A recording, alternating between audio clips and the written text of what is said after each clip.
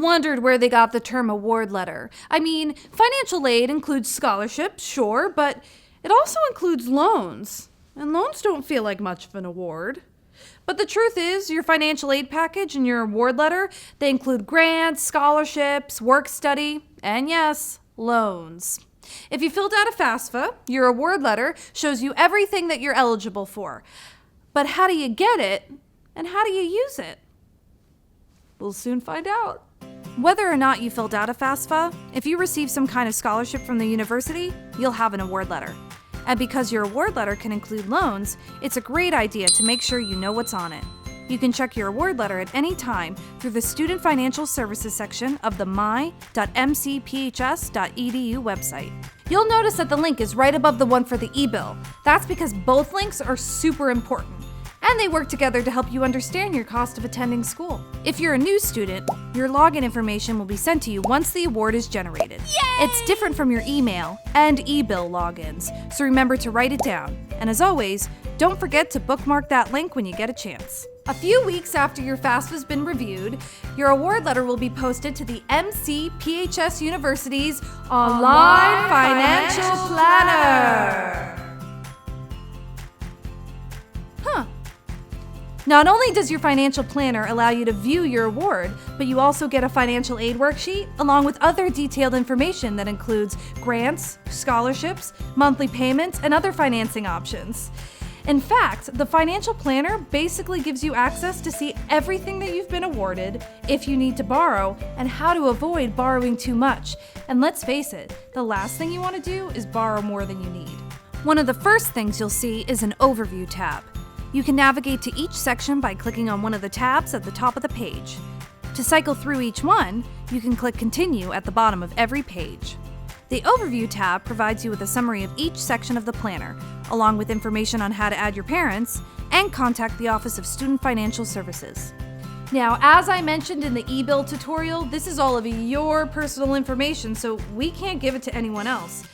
But to get around that and to make things easier on both you and your parents, you can grant your parents access to your award letter. How great is that? They can focus on your bill and you can focus on studying. To add your parents, simply click Invite Parent or Guardian at the top of the page. This will take you to a screen that will allow you to enter their contact information and create a login for them. This will allow them to access your award letter anytime they want. To view your financial aid, click the Award Letter tab. This screen provides you with a detailed listing of any grants, scholarships, and loans that you've been awarded for the upcoming academic year. Pay attention to see that your award letter is an estimate. If it is, then you need to contact your financial aid counselor because we need more information before we can finalize your award. If it isn't, then you're all set. The Office of Student Financial Services has everything they need to award you. Your financial aid appears on the left side of the screen, with grants and scholarships at the top and any loans that you have applied for at the bottom. Remember, financial aid must be renewed every year, so your award letter only shows your eligibility for the current academic year. On the right, the award totals are broken down by semester. This allows you to see how much you're receiving for each semester you're enrolled. Remember, grants and scholarships, they're free money. You don't have to pay them back, but loans you do need to pay back, typically after you graduate. Any loan that appears on your award letter is something that either you or your parents requested, either by filling out a FAFSA or by applying through a lender. But remember, you don't have to take any aid that you don't want. And if you want to cancel or reduce something, all you have to do is click the link right in your award letter. When you're done looking at your award letter, you can head over to the Financial Aid Worksheet. It may seem a bit confusing at first glance, but it's designed to help you understand what the cost of going to school is, how much you're receiving, and what you may need in order to cover your remaining balance. This is not a bill. You should not use your financial aid worksheet to figure out your bill or to make payments. If you use your financial aid worksheet to do this, you're probably going to get the wrong amount. This is because the financial aid worksheet works with both direct and indirect costs. I'll explain what that means in a second. But for now, know to see specific charges, you have to use your e-bill. Now, I did a whole tutorial on the e-bill, so you should check it out when you get a chance.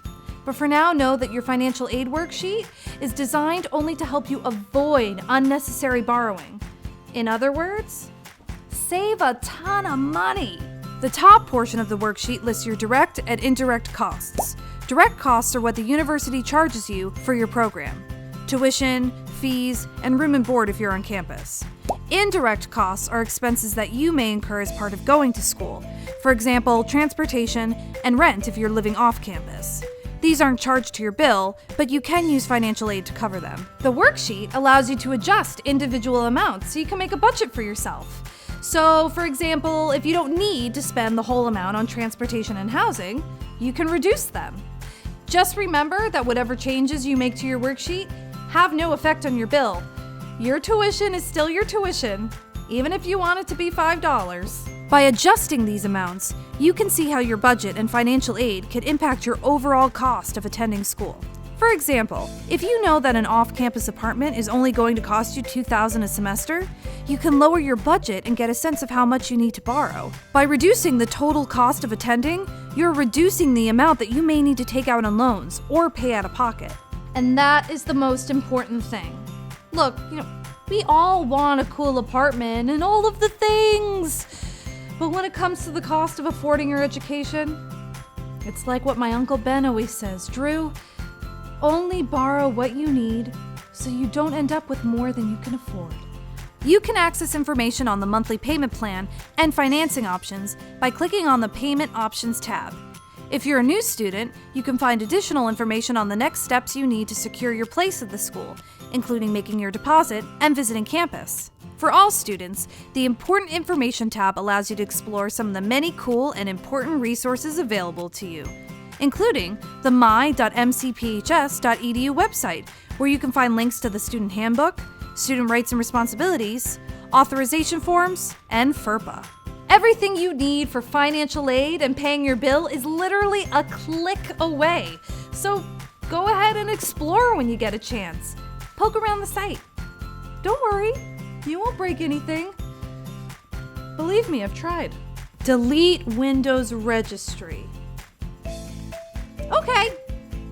The Office of Student Financial Services does not condone or advocate deleting your Windows registry, or for that matter, borrowing more in student loans than you absolutely need.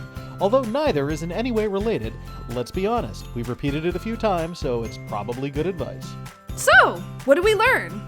Your award letter is available from the my.mcphs.edu website. It lists all of your current financial aid as well as a worksheet that can help you avoid borrowing too much. And you can grant your parents access to view your award letter at any time. Your award letter is not a bill. Your specific charges appear on your e-bill. If you're a new student, your login information is emailed to you once your award has been completed. If you're a current student and you've lost your login information, you can contact your Student Financial Services counselor for assistance. And only borrow what you need. You can use your financial aid worksheet to adjust your budget to help you lower the cost of attending school. And remember, if you want to cancel or reduce anything, all you have to do is contact the Office of Student Financial Services. One final thing. If you're a continuing student and you've been selected for verification, we can't award you until your verification has been completed. We'll cover this more in a different tutorial, but for now know that if you've been selected for verification, you want to contact your Student Financial Services counselor for more information. And that's all there is to it. If you have any questions, make sure to leave them in the comments section, and don't forget to check out the other tutorials on monthly payment plans and navigating the e-bill service.